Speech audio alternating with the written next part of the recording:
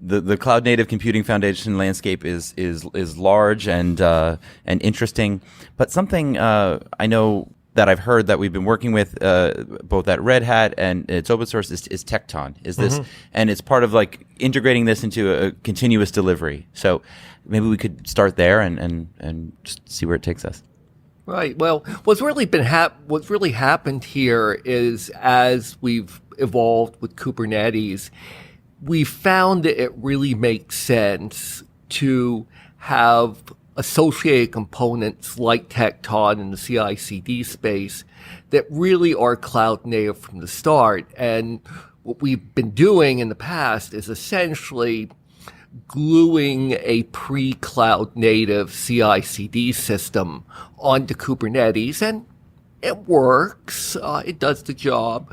But what we're finding is we're really better off sort of taking at least a fairly clean sheet of paper and bringing in something like Tekton and developing it with the community and developing it cooperatively with really all the communities in the cloud native space for something that's really optimized for the cloud native use case.